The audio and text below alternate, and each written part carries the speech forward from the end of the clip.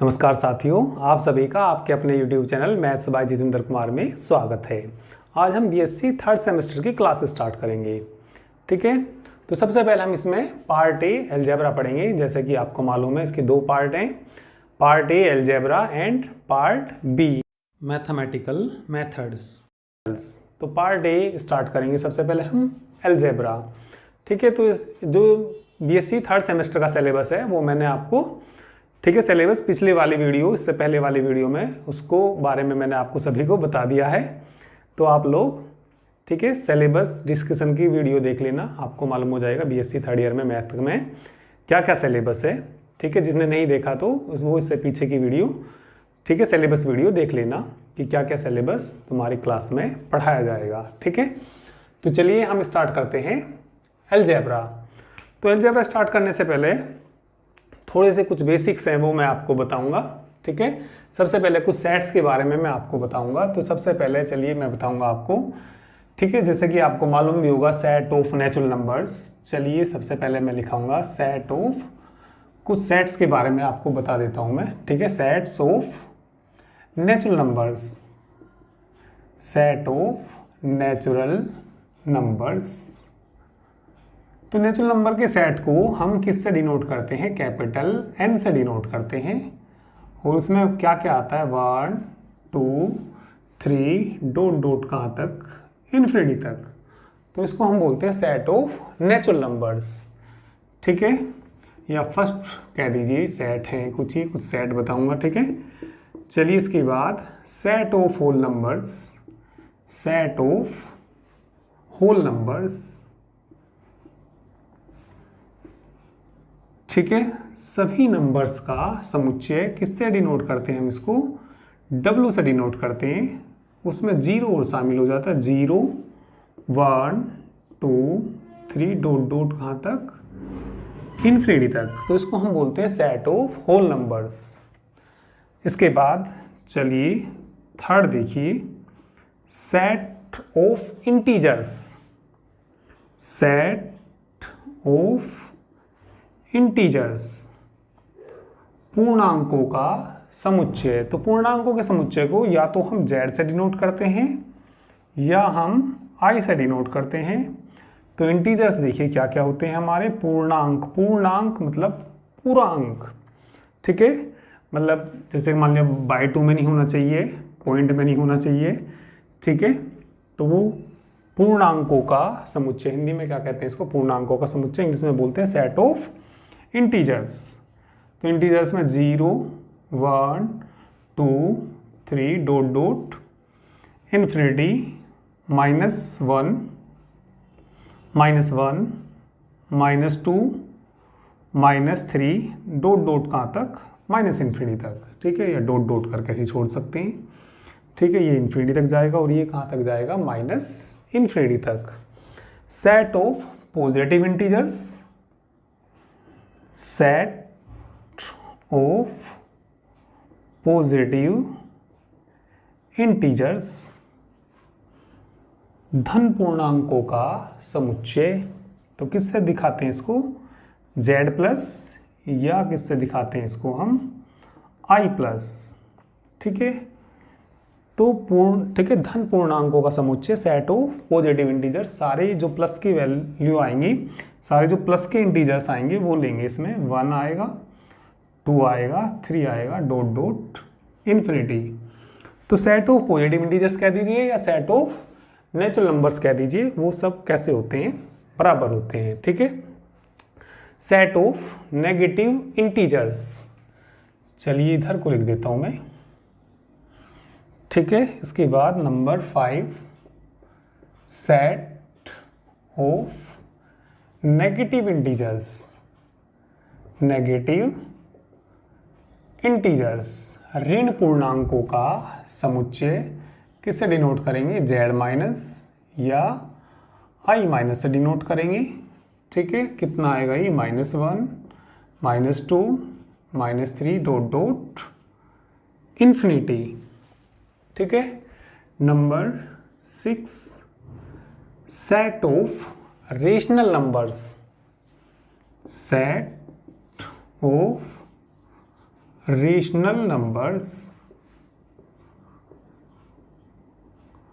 ठीक है, rational numbers यानी कि परिमेय संख्याओं का समुच्चय। परिमेय संख्याओं के समुच्चय को हम क्यों से डिनोट करते हैं, x सच दैट x बराबर जो किस फॉर्म में हो, p अपॉन q की फॉर्म में हो, वेयर जहां p and q are integers, are क्या है, ये सभी इंटीजर्स हैं, पूर्णांक हैं, एंड और q नॉट इक्वल टू 0। ठीक है, तो ये क्या होता है हमारा पूर्णांकों का समुच्चय, सेट ऑफ इंटीजर्स। किससे डिनोट करते हैं, q से। जो नंबर p अपॉन q की फॉर्म में होते हैं उन्हीं को हम क्या बोलते हैं, ठीक है, रेशनल नंबर बोलते हैं। क्या बोलते हैं उसको, रेशनल नंबर। हिंदी में क्या कहते हैं इसको, परिमेय संख्याएं। जैसे मान लिया कोई मैं तुम्हें एग्जांपल दूं 1/2, तो 1/2 बताइए रेशनल नंबर है या नहीं है। ठीक है भाई, रेशनल नंबर होने के लिए देखिए क्या कहा इन्होंने, वो p अपॉन q की फॉर्म में होने चाहिए और p और q इंटीजर होने चाहिए। ये देखिए इंटीजर है या नहीं है, इंटीजर्स के अंदर है या नहीं है, ये रहा सेट ऑफ इंटीजर्स। ठीक है, p का मान 1 है, इंटीजर्स के अंदर है, q का मान 2 है, ये भी इंटीजर्स के अंदर है। p और q क्या होने चाहिए, इंटीजर्स। और q किसके बराबर नहीं होना चाहिए, 0 के बराबर नहीं होना चाहिए। तो ये 1/2 कैसा नंबर है, ये रेशनल नंबर है। ठीक है, जैसे बात करें -3/2 की, जैसे बात करें किसकी, -3/2 की, तो 3/2 भी कैसा नंबर है, रेशनल नंबर है। ठीक है, क्यों है रेशनल नंबर, क्योंकि p का मान -3, q का मान 2, p -3 इसके अंदर है और 2 भी इसके अंदर है, p अपॉन q की फॉर्म में है और q 0 के बराबर नहीं है। तो ये भी कैसा नंबर है, हमारा रेशनल नंबर है। ठीक है, जैसे मैं तुमसे कहूँ 5, तो 5 बताइए रेशनल नंबर है या नहीं है। 5 भी रेशनल नंबर है। रेशनल नंबर क्यों है, क्योंकि भैया इसके अपोन में सभी को मालूम है कौन होता है, इसके अपोन में 1, जिसके अपोन में कुछ नहीं लिखा हुआ उसके अपोन में कौन होता है, 1। तो ये भी हमारा p अपॉन q की फॉर्म में है। तो ये भी हमारा कैसा नंबर है, रेशनल नंबर है। ठीक है, इसके बाद यदि मैं बात करूं 0 की, तो 0 को सोचिए, 0 रेशनल नंबर है या नहीं है। तो 0 बताइए रेशनल नंबर है या नहीं है। तो 0 भी हमारा रेशनल नंबर है। रेशनल नंबर क्यों है ये भाई, 0 हमारा रेशनल नंबर क्यों है, क्योंकि इसके अपोन में कितना, 1, जैसे कि अभी बताया मैंने। ठीक है, तो इसके अपोन में कितना, 1। तो ये भी कैसा नंबर है, रेशनल नंबर, क्योंकि ये p अपॉन q की फॉर्म में है। p का मान 0 और q का मान 1। ठीक है, p और q क्या है, ये इंटीजर्स से मैंने लिए। ठीक है, कहाँ से लिए, इंटीजर्स है, और q बराबर नहीं है 0 के, तो इसीलिए 0 भी कैसा नंबर है, रेशनल नंबर है। ठीक है, और जैसे बात करें भाई मान लिया 1.2 की, 1.2 को देखना मुझे रेशनल नंबर है या नहीं है। तो इसको सोल्व कर देंगे। सोल्व कैसे कर देंगे इसको, ठीक है, 1.2 को सोल्व कैसे करेंगे भाई, 12/10 लिख देंगे। ठीक है, कट जाएगा ये, ठीक है, 2 से कट जाएगा तो कितना आ जाएगा, 6/5। तो 1.2 किसके बराबर होता है, 6/5 के बराबर होता है। तो ये भी कैसा नंबर है, हमारा रेशनल नंबर है। ठीक है, तो इसके बाद जो बात आती है वो आती है इरेशनल नंबर की। ठीक है, तो रेशनल नंबर जो p अपॉन q की फॉर्म में हो, और p और q क्या होने चाहिए, दोनों इंटीजर्स होने चाहिए, and q not equal to 0। ठीक है, तो ये सभी कैसे नंबर्स हैं, ठीक है, ये सभी कैसे नंबर्स हैं, आर रेशनल नंबर्स। ठीक है, कैसे नंबर हैं ये सभी, रेशनल नंबर्स हैं ये।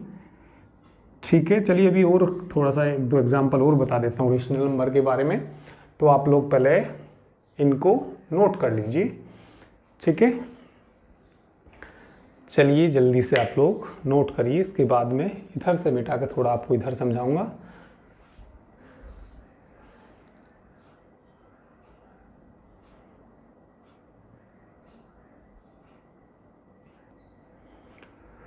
तो ये सभी कैसे नंबर्स थे, हमारे रेशनल नंबर। अभी यदि मैं तुमसे बात करूं 1.222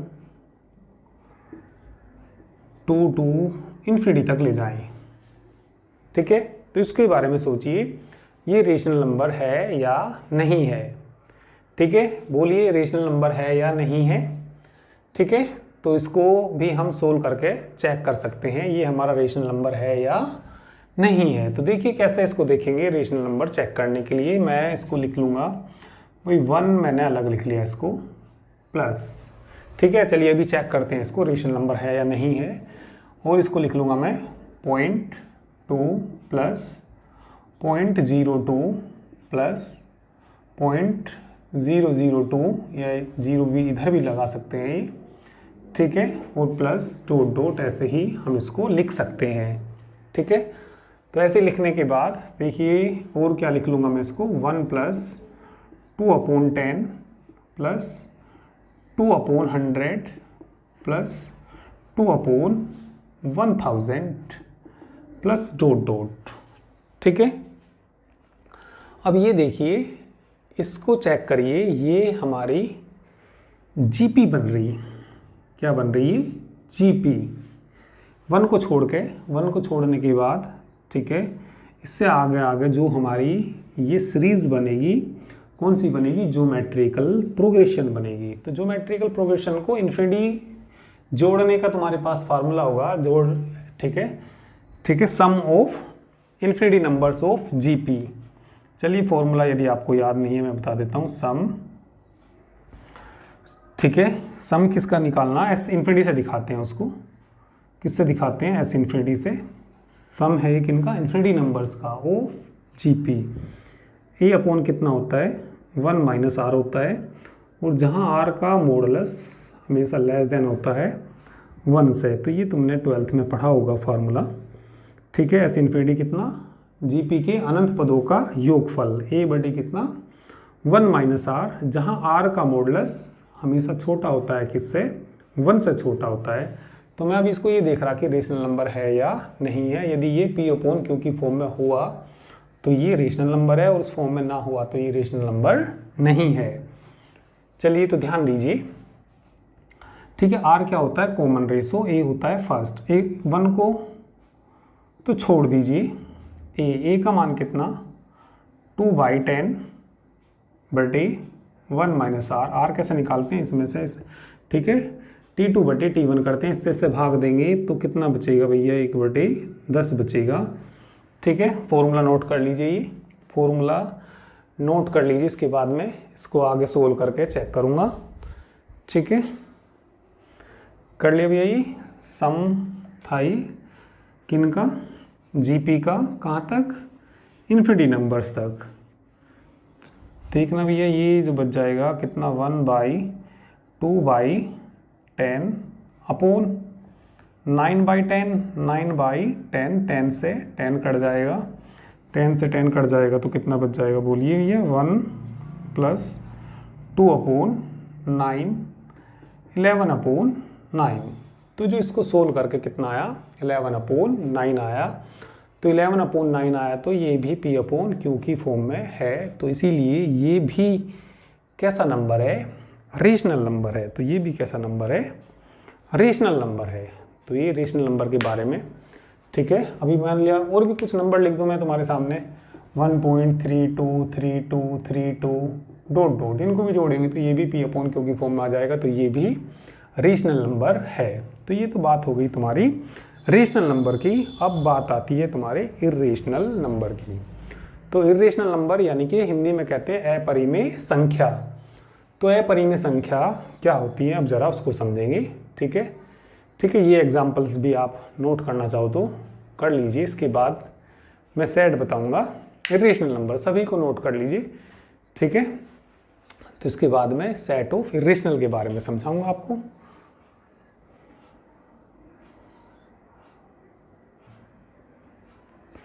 तो चलिए बात किसकी आती है अब? Set of irrational number. Irrational number अपरिमेय संख्याओं का समुच्चय। ठीक है, अपरिमेय संख्याओं का समुच्चय। देखिए अपरिमेय संख्या क्या होती है? अपरिमेय संख्या वे संख्या होती हैं जिनको P/Q के फॉर्म में ना लिखा जा सके। ठीक है, अब ऐसी संख्या कौन सी संख्या होती है जो P/Q के रूप में ना लिखी जा सके? जैसे कि एग्जाम्पल की बात करें, √2, तो ये संख्या P/Q की फॉर्म में नहीं लिखी जाती, इसीलिए ये संख्या परिमेय संख्या नहीं है, अपरिमेय संख्या है, इरेशनल नंबर है। कैसा नंबर है ये? Irrational number. जैसे √3 भी कैसा नंबर है? Irrational number. ठीक है, पाई भी कैसा नंबर होता है? इरेशनल नंबर होता है। पाई भी कैसा होता है? इरेशनल नंबर ही होता है, क्योंकि इसकी भाई जैसे तुम इसकी वैल्यू देखते हैं भाई, वैसे तो हम लगभग में इसकी वैल्यू कभी कभी ये भी लिख देते हैं। ठीक है, 22 बटे क्या भी लिख देते हैं 7, तो लगभग वैल्यू होती है। ठीक है, जब इसकी वैल्यू निकालते हैं तो लगभग में लिखते हैं इसको। ठीक है, तो जैसे इसकी वैल्यू निकालते हैं तो ये भी कैसा नंबर आता है हमारा? इरेशनल नंबर होता है। अब इरेशनल नंबर में देखिए और रेशनल नंबर में क्या फ़र्क होता है। जैसे कि मान लिया हम √2 का मान निकाल रहे हैं, किसका मान निकाल रहे हैं? √2 का, या किसी का भी निकाल रहे हैं। जैसे √2 का मान निकालते हैं, तुम्हें मालूम है भाई 1.414 कुछ समथिंग कुछ ऐसा होता है, तो ये वैल्यू इसमें ना रिपीट नहीं होती, कुछ अलग अलग आती है। कहीं आ गया 3 आ गया, 1 आ गया, 5 7। ठीक है, ये कोई मैंने एग्जैक्ट नंबर तो नहीं लिखा, पर फिर भी मैं थोड़ा सा समझाने की कोशिश कर रहा हूँ तुम्हें। तो इसी तरीके से सब डिफरेंट आती हैं, रिपीट होकर कुछ नहीं आती, सब वैल्यू अलग अलग आती हैं। जो इस तरह का नंबर होता है उसको हम क्या बोलते हैं? इरेशनल नंबर बोलते हैं, अपरिमेय संख्या बोलते हैं। ठीक है, तो देखिए जैसे हमारे सारे रियल नंबर्स, ठीक है, तो इसके जो सेट होता है, इसका जो सेट होता है उसको हम Q डैश भी कह सकते हैं। Q डैश भाई Q जो हमारा सेट है, किनका सेट है? रेशनल नंबर का। ठीक है, और Q डैश हमारा क्या होता है? रियल नंबर में से Q को घटा दीजिए। रियल नंबर दुनिया में जितने भी सब नंबर हैं, हिंदी में इसको वास्तविक संख्याएं कहते हैं। ठीक है, वास्तविक संख्याएं और काल्पनिक संख्याएं के बारे में भी चलो अभी मैं बताऊंगा आपको। जितने भी सारे रियल नंबर्स हैं उनमें से क्या निकाल दीजिए? रेशनल नंबर निकाल दीजिए, तो किन का सेट बच जाएगा? हमारा इरेशनल नंबर का सेट बच जाएगा।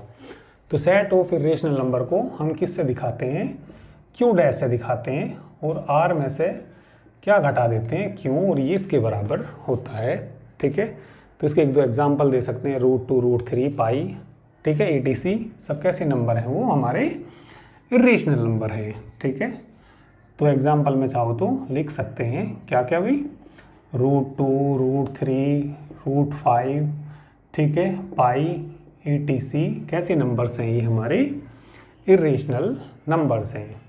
ठीक है, और set of prime numbers, set of prime numbers. ठीक है, चलिए नंबर जो आ रहा हो वो लिख देना। सेट ऑफ प्राइम नंबर्स, अभाज्य संख्याओं का समुच्चय, अभाज्य संख्याओं का समुच्चय, सेट ऑफ प्राइम नंबर्स। तो प्राइम नंबर्स देखिए क्या क्या होते हैं, डिनोट करने के लिए तो कोई है नहीं इसमें, सीधा मैं ऐसे लिख दूंगा। तो प्राइम नंबर होता है हमारा 2, 1 नहीं होता, 1 प्राइम नंबर नहीं होता। 2 के बाद 3, 5, भाई 4 तो कट जाएगा अपने से। ठीक है, 2 से भी कट जाएगा, 6 भी कट जाएगा, 7 आएगा, 7 के बाद 9 तो नहीं आएगा। ठीक है, 10 भी नहीं आएगा, 10 भी कट जाएगा, 11 आएगा, 11 के बाद 13। ठीक है, 14, 15 नहीं लेंगे, 17 आएगा, 19 आएगा, 23 भी प्राइम नंबर है, अभाज्य संख्या है। तो इस तरीके से काफ़ी सारी और भी प्राइम नंबर होते हैं। तो ये सेट हमारा किन का आ गया? ठीक है, प्राइम नंबर्स का सेट है ये, अभाज्य संख्याओं का समुच्चय। ठीक है, इसके बाद चलिए रियल नंबर देखिए क्या होते हैं। चलिए इन्हें कर लीजिए, इसके बाद मैं डेफिनेशन लिखाता हूँ आपको। रियल नंबर्स क्या होते हैं वो, ठीक है, और इमेजिनरी नंबर क्या होते हैं। ठीक है, चलिए जल्दी से इनको भी आप लोग नोट कर लीजिए। उसके बाद चलिए हेडिंग लिखेंगे रियल नंबर्स। चलिए तो भैया रियल नंबर्स देखिए क्या होते हैं। ए नंबर एन, कोई नंबर हमने स्मॉल एन ले लिया, is set to be real number. कोई नंबर एन क्या कहलाता है, रियल नंबर कहलाता है इफ, यदि n square is positive, n square क्या आ जाए, पॉजिटिव आ जाए, या क्या आ जाए, ज़ीरो आ जाए। किसी भी नंबर का हम स्क्वायर करेंगे वो क्या आ जाए भैया, पॉजिटिव आ जाए, या क्या आ जाए, ज़ीरो आ जाए, तो वो नंबर क्या कहलाएगा, हमारा रियल नंबर। ठीक है, इसके कुछ थोड़ा एग्जाम्पल भी बता सकते हैं। चलिए मैं इसके कुछ एग्जाम्पल भी लिख देता हूँ। जैसे 1 कैसा नंबर है, रियल नंबर है। फिर 2 का स्क्वायर, 1 का स्क्वायर करेंगे 1 ही आएगा, तो इसलिए कैसा नंबर है, रियल। 2 का स्क्वायर करेंगे वो भी, ठीक है, पॉजिटिव आएगा, जिनका स्क्वायर पॉजिटिव आएगा, या क्या आएगा, ज़ीरो आएगा, तो वो नंबर कैसे होते हैं, हमारे रियल नंबर। ठीक है, 0 भी कैसा नंबर है, रियल नंबर। यदि √2 का हम स्क्वायर करेंगे, √2 का क्या करेंगे स्क्वायर, तो इक्वल टू 2 आएगा। तो जिन नंबर का हम स्क्वायर करेंगे और पॉजिटिव आएगा तो वो कैसा होगा, रियल नंबर ही होगा। ठीक है, और कुछ भी ले लीजिए, मान लिया 3/2 की फॉर्म में ले लीजिए, या दशमलव में ले लीजिए, सभी कैसे नंबर्स हैं, ये रियल नंबर्स हैं, ETC,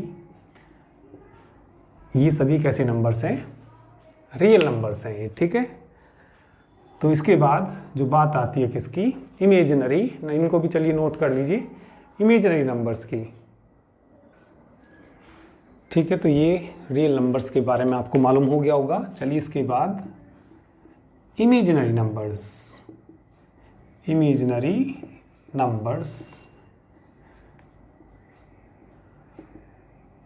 हिंदी में क्या कहते हैं इनको, काल्पनिक संख्याएं। ठीक है, तो चलिए कैसे क्या होती है ये नंबर, कोई भी नंबर है, n इज सेड टू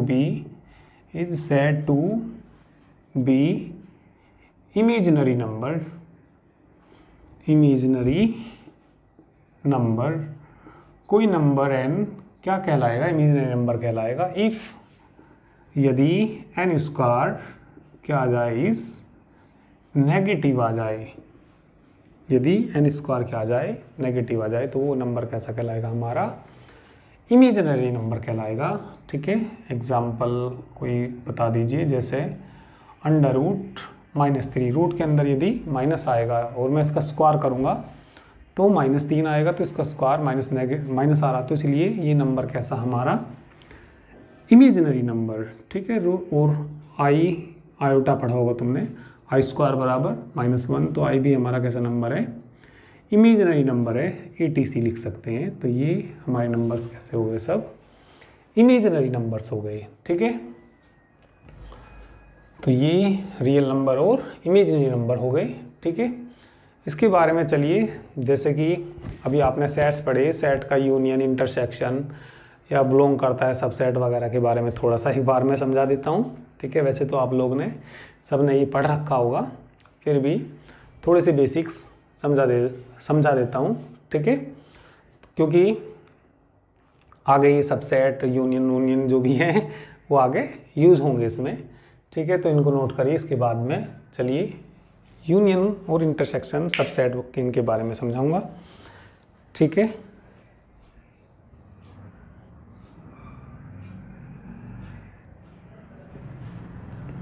चलिए तो दो सेट का यूनियन।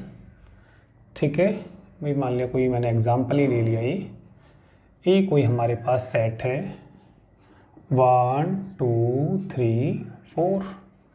दूसरा सेट हमारे पास B है 3 4 5 6। ठीक है, तो इसमें A यूनियन B, हिंदी में कहते हैं A B का सम्मिलन निकालना। ठीक है, हिंदी में कहते हैं इसको सम्मिलन, इंग्लिश में क्या बोलते हैं इसको, यूनियन। ठीक है, या संघ भी कह देते हैं इनको। तो A यूनियन B में A और B के सारे आते हैं, A और B के सारे। ठीक है। और दो एलिमेंट किसी भी सेट के अंदर किसी एलिमेंट को दो बार नहीं लिखा जाता, केवल सेट में, ठीक है। भाई जैसे मान लिया किसी ने ये लिख दिया 2 3 3 लिख दिया, 4 4 लिख दिया, तो इसको ऐसे नहीं लिखते, केवल एक एलिमेंट को एक ही बार लिखते हैं, 3 और 4 लिख देते हैं, ठीक है।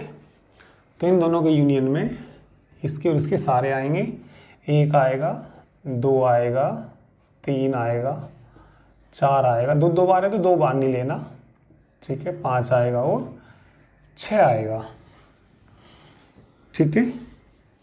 इसके बाद इंटरसेक्शन देखिए, ए इंटरसेक्शन बी, इंटरसेक्शन में जो दोनों में कॉमन होते हैं वो लेते हैं, जो दोनों में कॉमन हो। 3 इसके अंदर भी है, इसमें भी है, 4 इसमें भी है, तो इसके अंदर क्या आ जाएगा भाई, 3 और 4 आ जाएगा।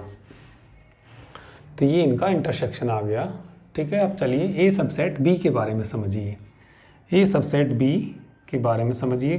देखिए कोई हमारे पास, ठीक है, ए कोई सेट है, ए सेट के अंदर ए बी सी डी, कोई बी सेट हमारे पास है, A B C D E F, ठीक है। सबसेट यानी कि उपसमुच्चय, ए बी का उपसमुच्चय है या नहीं है। यदि ए के सारे एलिमेंट किस में हो, बी में हो, तो ए बी का क्या कहलाता है, सबसेट कहलाता है। तो ए के सारे एलिमेंट बी में हैं, तो ए बी का क्या कहलाता है, सबसेट। एक होता है सबसेट, एक होता है प्रॉपर सबसेट, उचित उपसमुच्चय होता है, ठीक है। तो ए बी का उपसमुच्चय कब होता है, यदि ए के सारे एलिमेंट किस में हो, बी में हो, ठीक है, तो ये ए बी का सबसेट कहलाएगा। और प्रॉपर सबसेट क्या होता है, प्रॉपर सबसेट ए के सारे एलिमेंट बी में हो और बी में कम से कम एक फालतू भी हो, तो इसका सबसेट तो है ही, इसको इसका प्रॉपर सबसेट भी लिख सकते हैं। या तो ऐसे लिख दीजिए या ऐसे लिख दीजिए, ए बी का सबसेट है और ए बी का प्रॉपर सबसेट भी है। देखिए प्रॉपर सबसेट में और इसमें क्या अंतर है, प्रॉपर सबसेट में और सबसेट में क्या अंतर है, ये ध्यान देना जरा, ठीक है भाई। सबसेट में जैसे मैं तुम्हारे सामने कोई एक एग्जाम्पल और लिख लिया, 1 2 3 4 लिख लिया, दूसरा सेट मैंने आपके सामने बी ले लिया, फिर भी मैंने ये ले लिया 1 2 3 4 ले लिया, तो ए बी का सबसेट तो है। ए सबसेट किसका है, बी का, ठीक है, पर ए बी का प्रॉपर सबसेट नहीं है, ए बी का प्रॉपर सबसेट नहीं है, क्योंकि प्रॉपर सबसेट में कम से कम एक एलिमेंट इससे फालतू होना चाहिए, कम से कम एक, और ज़्यादा तो कितने ही फालतू हों, कम से कम एक फालतू तो होना ही चाहिए। तो ये इसका सबसेट तो है, परंतु ये इसका प्रॉपर सबसेट नहीं है। यहाँ इसमें ये सबसेट भी है और प्रॉपर सबसेट भी है, तो ये सबसेट में और प्रॉपर सबसेट में अंतर है, ठीक है। चलिए इसके बाद हम देखते हैं बिलोंग, ठीक है। हम एक मतलब ये पढ़ते हैं, एक संकेत ये पढ़ते हैं, इसको बोलते हैं बिलोंग्स टू बोलते हैं, ठीक है। तो चलिए इसके बारे में भी मैं आपको बता देता हूँ जल्दी से, थोड़ी आज मैं ये बेसिक्स ही बताऊँगा आपको, ठीक है। चलिए इसको भी आप लोग नोट करिए, ठीक है। थोड़ा कुछ ही बेसिक्स समझाऊँगा तो आपको फिर समुच्चय काफ़ी सारे वहाँ पे पढ़ेंगे, तो यदि आपको ये कंसेप्ट क्लियर रहेंगे तो वहाँ थोड़ा समझने में आसानी होगी, ठीक है।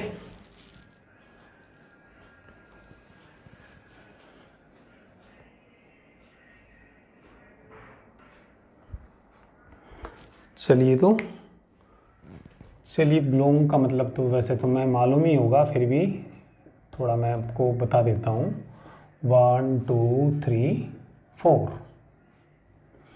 ठीक है। ये देखिए 2, यदि मैं कहूँगा 2 बिलोंग करता है ए को, यानी कि 2 अवयव ए के अंदर है, तो ये क्या कहलाएगा, ट्रू कहलाएगा।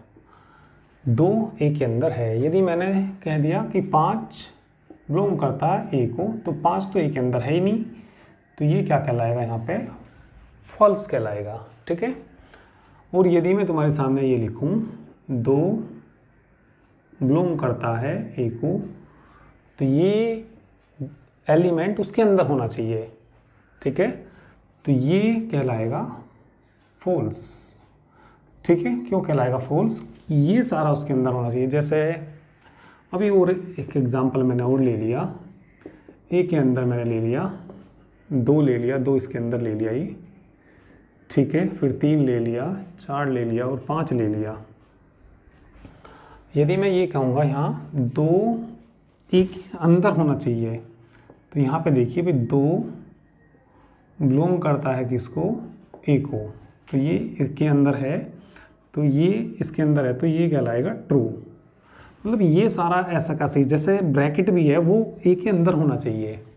अब जैसे मैंने ये कहा 2, ये ब्रैकेट समेत किसके अंदर होना चाहिए था? ए के, और ए के अंदर है नहीं है ये, वहाँ तो अकेला 2 है, ठीक है। इस तरह का नहीं है उसके अंदर, तो इसीलिए यहाँ पे कैसा है? ये फॉल्स है, ठीक है। तो ये हो गई बिलोंग की बात हो गई भाई, जो एलिमेंट उसके अंदर है तो वो ट्रू होगा, ठीक है। अभी मान लिया 4 भी बिलोंग करता है किसको? ए को, तो 4 ए के अंदर है, तो कैसा आ जाएगा? ये ट्रू आ जाएगा। तो ये मतलब कभी कभी इस तरीके से भी दे देते हैं, तो ये तुम्हें मालूम होना चाहिए, ठीक है। तो यदि मैंने तुमसे ये कहा 5 होता है नल सेट, एक समुच्चय, उसके अंदर है या नहीं है? 5 उसके अंदर नहीं है, तो ये भी कैसा हो जाएगा? यहाँ पे फॉल्स हो जाएगा, ठीक है।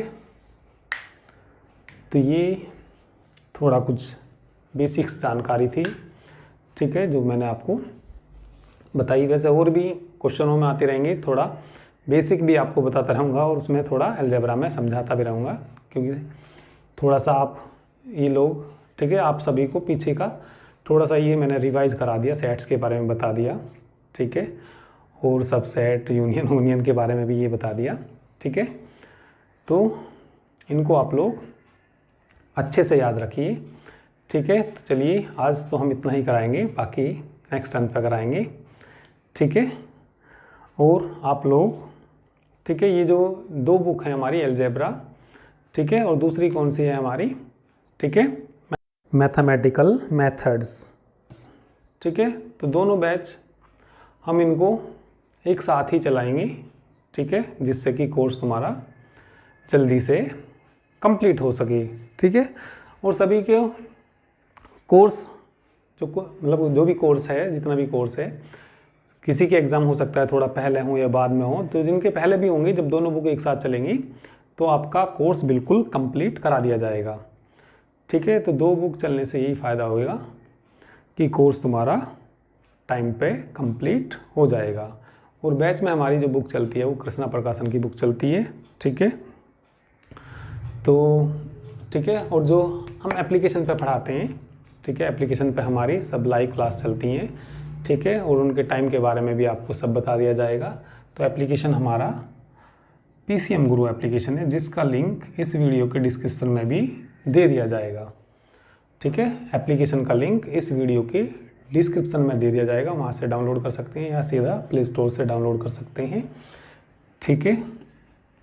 तो आप लोग यदि हमारा कोर्स परचेज़ करेंगे तो इस नंबर पे व्हाट्सएप मैसेज करके 9690224488 पे व्हाट्सएप मैसेज करके हमारा कोर्स परचेज़ कर सकते हैं। जो फीस होती है, ठीक है, वो मात्र 1200 रुपये पर बुक फीस होती है, ठीक है, ठीक है। और अधिक जानकारी के लिए आप लोग हमारे इस नंबर पे व्हाट्सएप मैसेज कर सकते हैं, ठीक है। जो फीस सबमिट कराने का वो एप्लीकेशन में तो ऑप्शन नहीं है, ठीक है। तो आप लोग इस नंबर पे पे करा के भी स्क्रीनशॉट भेज सकते हैं, ठीक है, या व्हाट्सएप पे QR कोड लेके उस QR कोड पे भी फ़ी पे कर सकते हैं, ठीक है। तो पहले अभी कुछ डेमो क्लासेस आएंगी, आप लोग पहले, ठीक है, डेमो क्लास देख लेना, आपको समझ आए तो कोर्स परचेज करना, ठीक है, अदरवाइज़ तो कोई बात ही नहीं है, ठीक है। तो चलिए, अभी तो मैंने थोड़ा सा सिलेबस से सारा कुछ अभी तो थोड़ा बेसिक्स ही बताए, ठीक है। तो नेक्स्ट टर्न पे चलिए मैं इसमें थोड़ा जो सिलेबस में तुम्हारा दिया वो स्टार्ट करूँगा, ठीक है। और जो भी थोड़ा बेसिक्स और भी होंगे या कुछ भी होंगे तो उसमें मान लिया क्वेश्चंस होंगे बेसिक्स बता के उनको आगे सोल्व कराया जाएगा, ठीक है ना। तो ज़्यादातर कोशिश ये की जाएगी कि आपको अच्छे से समझ में जो भी चीज़ पढ़ाई जाएगी आ जाए। तो चलिए आज के लिए इतना ही। Thank you very much.